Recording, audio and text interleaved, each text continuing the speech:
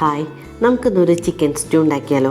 വളരെ ഈസി ആയിട്ട് ഉണ്ടാക്കാൻ പറ്റുന്ന ഒരു ചിക്കൻ സ്റ്റൂ ആണത്. അപ്പോൾ അതിന് വേണ്ടിയിട്ട് ഞാനിവിടെ ഒരു ക്യാരറ്റ് എടുത്തിട്ടുണ്ട്, അതേപോലെ തന്നെ 2 ഉരുളക്കിഴങ്ങ് എടുത്തിട്ടുണ്ട്.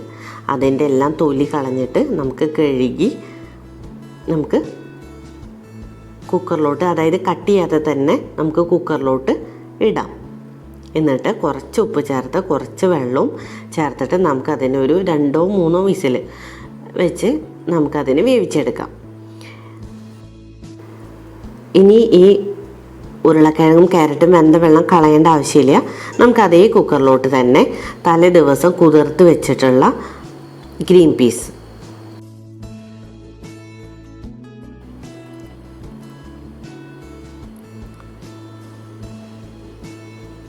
പിന്നെ ഒരു സവോളയാണ് ഞാൻ മുറിച്ച് വെച്ചിരിക്കുന്നത്, അത് നമുക്ക് ഇതിലോട്ട് ഇട്ട് കൊടുക്കാം. അതേപോലെ തന്നെ ഇഞ്ചി വെളുത്തുള്ളി ഒരുമിച്ച് പേസ്റ്റ് ആക്കിയതാണ്, ആ പേസ്റ്റ് നമുക്ക് ഇതിലോട്ട് ഇട്ട് കൊടുക്കാം. ചിക്കൻ, ഇത് നമുക്ക് കുറേ പീസസ് ചിക്കൻ്റെ ആവശ്യമില്ല, നമുക്കൊരു 250 ഗ്രാമോ അത്രയ്ക്കും മതി ചിക്കൻ.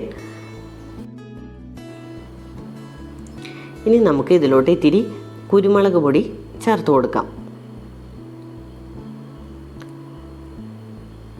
ഇനി ആവശ്യം വേണ്ട ഉപ്പ് ചേർത്ത് കൊടുക്കാം.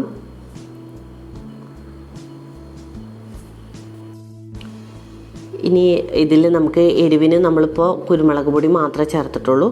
അപ്പോൾ നമുക്കൊരു 4 പച്ചമുളക്, നല്ല എരിവുള്ളത് തന്നെ ചേർത്ത് കൊടുക്കണം. വേറെ നമ്മൾ മുളക് പൊടിയൊന്നും ഇതിൽ യൂസ് ചെയ്യില്ലല്ലോ, വൈറ്റ് കളറല്ലേ നമ്മുടെ സ്റ്റൂ ഉണ്ടാവുക. അപ്പോൾ നമ്മൾ പച്ചമുളക് നന്നായി ചേർത്ത് കൊടുക്കണം. അതേപോലെ തന്നെ ഇനി ചേർക്കാൻ പോകുന്നത് ഉരുളക്കിഴങ്ങാണ്. ഇത് നമ്മൾ 2 ഉരുളക്കിഴങ്ങാണ് വേവിച്ചത്. അതിൽ 1 ഉരുളക്കിഴങ്ങ് എടുത്തിട്ട് നമുക്ക് ഇതിലോട്ട് കട്ട് ചെയ്ത് ഇട്ട് കൊടുത്തു കഴിഞ്ഞ് കഴിഞ്ഞാൽ നമുക്കൊരു തിക്നെസ് നമ്മുടെ കറിക്ക് കിട്ടും. അപ്പോൾ ഇനി 1 ഉരുളക്കിഴങ്ങും ക്യാരറ്റും നമ്മൾ ബോയിൽ ചെയ്തത് അവിടെ മാറ്റി വെച്ചിട്ടുണ്ട്. ഇപ്പോൾ നമ്മൾ 1 പൊട്ടറ്റോ മാത്രമാണ് ഇതിൽ യൂസ് ചെയ്തിട്ടുള്ളൂ. ഇനി നമുക്ക് കുറച്ച് നല്ല ചൂടുള്ള വെള്ളം ഒഴിച്ച് കൊടുത്തിട്ട് നമുക്ക് ഒരു 4 വിസിലോട് ചിക്കനും എല്ലാം വെന്ത് നമുക്ക് കിട്ടും.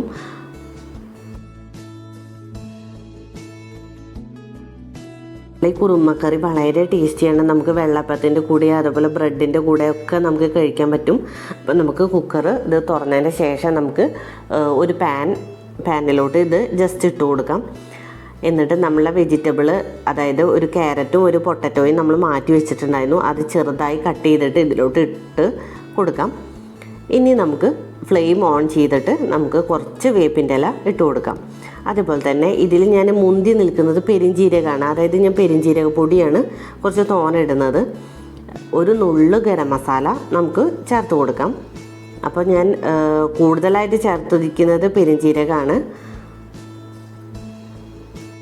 നമുക്ക് ഇതിലുള്ള ഈ വാട്ടർ കണ്ടൻറ്റ് ഒന്നുകൂടെ തിക്കാവണം. അത് തിക്കായതിന് ശേഷം നമുക്ക് ഇതിലോട്ട് നല്ല കട്ടിയുള്ള നാളികേരപ്പാലാണ് ഒഴിക്കേണ്ടത്. അതായത് നമ്മളിവിടെ 1-ാം പാല് 2-ാം പാല് അങ്ങനെ ഒന്നും എടുക്കണില്ല, ആകെ 1 പാലേ എടുക്കണുള്ളൂ. അത് നല്ല തിക്കായിട്ടുള്ള പാലാണ് എടുക്കുന്നത്. അപ്പോൾ നമുക്ക് ആവശ്യം വേണ്ട ഉപ്പ് ഇതിലോട്ട് ചേർത്ത് കൊടുക്കാം. ഇനി നമുക്ക് വെള്ളം ലേശം ഇട്ടുണ്ട്. അപ്പോൾ നമുക്ക്, അതായത് നമ്മൾ വെള്ളം കുറുകി വന്നപ്പോൾ നമുക്ക് അതിലോട്ട് നല്ല കട്ടിയുള്ള നാളികേരപ്പാൽ ചേർത്ത് കൊടുത്തിട്ട് ഇളക്കാം. അധികം വേവിക്കേണ്ട ആവശ്യമില്ല, നാളികേരപ്പാൽ പിരിഞ്ഞു പോവും. അപ്പോൾ നമ്മുടെ സ്റ്റൂ ഇവിടെ റെഡി ആയിട്ടുണ്ട്. നമുക്കിനി ഫ്ലെയിം ഓഫ് ചെയ്തതിന് ശേഷം 2 ടേബിൾ സ്പൂണോളം വെളിച്ചെണ്ണ മേലെ ഒഴിച്ചു കൊടുക്കാം.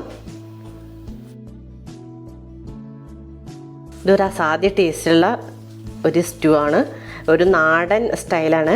അപ്പോൾ ഇതെല്ലാവരും ഒന്ന് ട്രൈ ചെയ്യണം, എല്ലാവർക്കും ഇഷ്ടപ്പെടുമെന്ന് വിചാരിക്കുന്നു.